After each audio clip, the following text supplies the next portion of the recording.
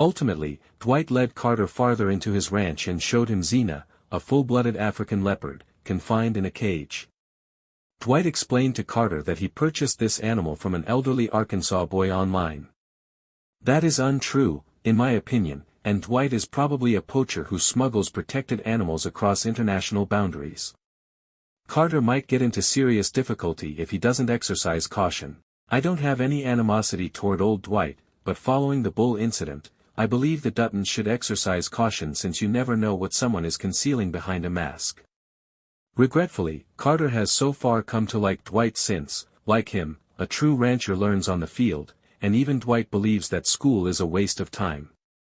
This implies that Dwight and Carter will continue to interact. The young man will continue to skip school in order to work for Dwight, which will ultimately put him in a difficult situation from which only Beth and Rip can save him. The entire episode's most terrifying scene was this one.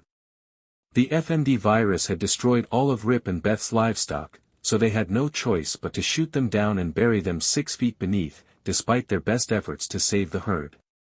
In order to prepare the graves for their premium Black Angus herd, Rip dispatched Zach and Azul to a local store to collect bullets and other equipment.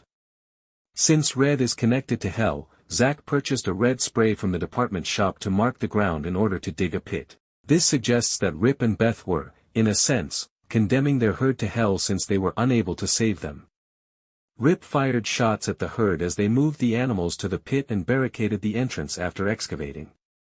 The tragedy here is, he didn't want to do it, he wanted to fix it, he knew that these animals deserved better, but what other choice did he have?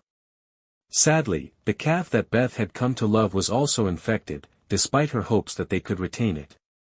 Rip had risked his life to save the calf from the Dillon fire, and now he had to shoot it to save its agonizing demise. He saved the calf for last because he was aware that it would be difficult for.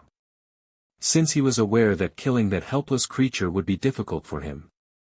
When everything was finished, Rip, Zach, and Azul covered the grave after applying hydrated lime to the bodies to eradicate the illness.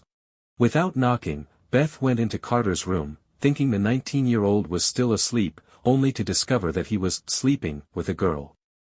The three of them are in a somewhat embarrassing scenario. Beth offered to drop Oreana off instead of Carter, who intended to drop her off on his way to school. She wanted to know if Oreana would be a good fit for her child.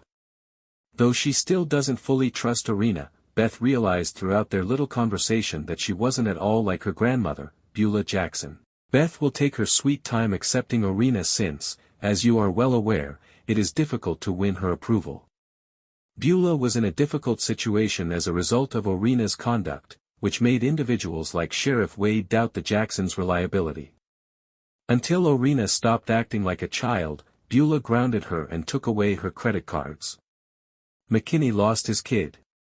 Here, the situation made clear that McKinney and Rob used to be close. He was aware that he was a fine kid, a better foreman than Chet, and capable of doing some good in life, if only he could get over his addiction and demons. It's possible that Beulah and McKinney were married and had 2 children, one of whom was Rob, rather than merely being former lovers. The other child, whom McKinney mentioned while thinking back on the past, was most likely named Levi. When Levi was gone, McKinney was unable to cut down the rope that had once tied up the old tire swing in his garden, indicating that he was still troubled by the tragedy. When Rip called McKinney at the end of the episode, he was sitting on the porch, drinking, and gazing at the same old tire swing, most likely thinking about the child he had lost. Before leaving Beulah's villa, McKinney informed her that they would never be compatible because they had too many issues to overcome. I assume he was referring to their mutual sorrow, most likely Levi's passing, which may have caused the 2 lovers to part ways. Another option is that Beulah and McKinney never had any children other than Levi. It's possible that Rob is Beulah's son from her prior, and only legal, marriage. McKinney raised Rob as his son after he entered her life, but their relationship suffered after Levi passed away. They soon ended their relationship and parted ways. I suppose that in the next episodes, we will learn more about their secret relationship.